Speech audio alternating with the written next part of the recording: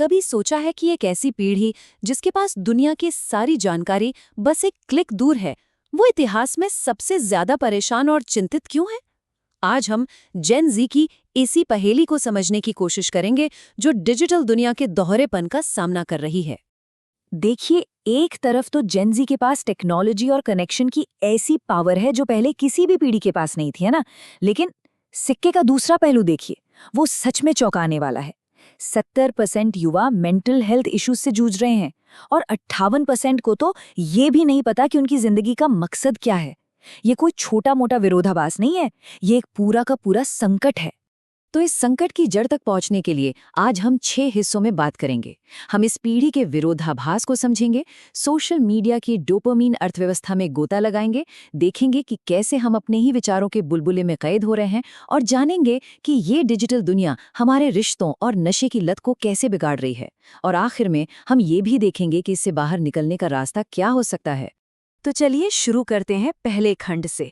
ये पीढ़ी इतिहास में सबसे ज्यादा कनेक्टेड है, पर आंकड़े बताते हैं कि ये सबसे ज्यादा परेशान भी है।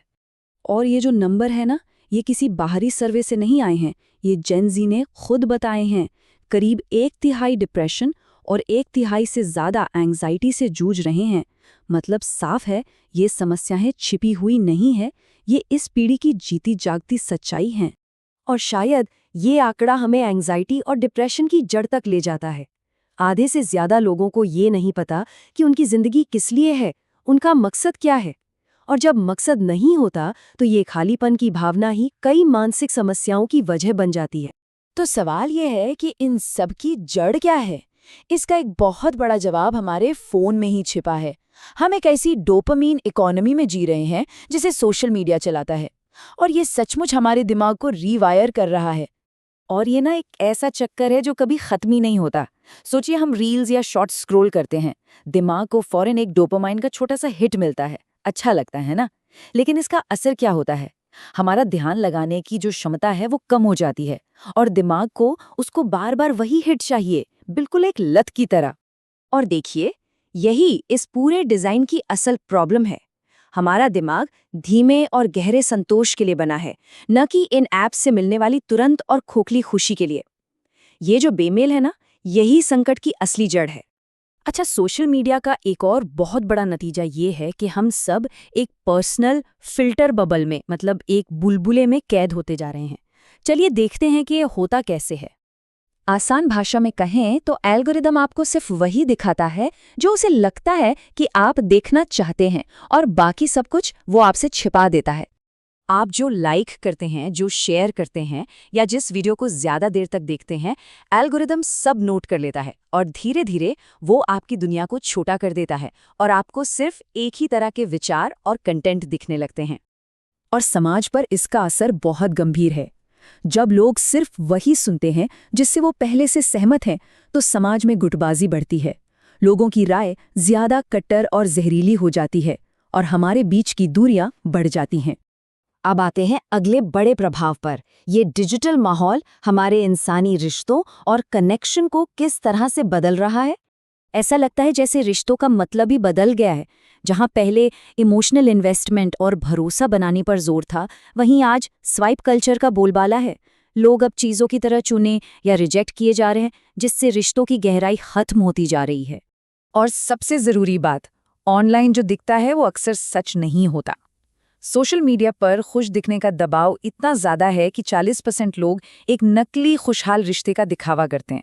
यह असलियत और दिखावे के बीच की एक बहुत गहरी खाई को दिखाता है। जब चिंता, अकेलापन और मकसद की कमी एक साथ मिल जाते हैं, तो ये अक्सर एक बहुत खतरनाक रास्ते की ओर ले जाते हैं, और वो है नशा। अब हम इसी मुद्दे पर बात करेंगे। अब जरा इन आंकड़ों पर ध्यान दीजिए, ये वाकई में चौंकाने वाले हैं। भारत में लगभग 10 करोड़ लोग नशे की गिरफ्त में हैं। सोच कर देखिए, ये संख्या दुनिया की कई देशों की कुल आबादी से भी ज्यादा है। और ये समस्या रुकी हुई नहीं है, बल्कि बहुत तेजी से बढ़ रही है। सिर्फ पिछले 8 सालों में भारत में ड्रग एडिक्शन में 70% का एक बहुत बड़ा उछाल आया है। और ये सिर्फ भारत की कहानी नहीं है। अमेरिका में 2010 से 2021 के बीच ओपियोइड के नशे से टीनेजर्स की मौतें 4 गुना बढ़ गईं। ये दिखाता है कि ये मुद्दा कितना जानलेवा है। तो हमने अब तक ये सारी समस्याएं देखी हैं जो एक दूसरे से जुड़ी हुई हैं। अब सवाल ये उठता है कि आगे का रास्ता क्या है, और इसकी शुरुआत होती है जागरूकता से। ये समझना बहुत जरूरी है कि ये सिर्फ एक पीढ़ी की समस्या नहीं है। जेन जी और जेन अल्फा हमारे भविष्य का वर्कफोर्स हैं, इसलिए उनकी चुनौतियों को समझना हम सबकी एक सामूहिक जिम्मेदारी है। तो रास्ता क्या है? इसकी शुरुआत 3 बहुत जरूरी बदलावों से होती है। सबसे पहली बात, इस संकट को मानना पड़ेगा, इसे अनदेखा करने से काम नहीं चलेगा। दूसरी बात, मेंटल हेल्थ पर जो एक चुप्पी है ना, उसे तोड़ना होगा, इस पर खुलकर बात करनी होगी। और तीसरी और सबसे जरूरी बात, टेक्नोलॉजी के गुलाम नहीं, उसके मालिक बनना होगा। मतलब सोशल मीडिया का इस्तेमाल सोच समझकर, होश में रहकर करना होगा। मैं बस इसी एक सवाल के साथ आज की बात खत्म करना चाहूँगा। इस दुनिया में जो हमें भटकाने के लिए ही डिज़ाइन की गई है, हम अपना ध्यान उन चीज़ों पर कैसे लगाएं जो सच में मायने रखती हैं? इसका जवाब हम सबको मिलकर खोजना होगा। आज के लिए इतना ही। अपना ध्यान कहाँ लगाना है, इस पर ज़रूर सोचिएगा। जुड़ने के लिए धन्यवाद।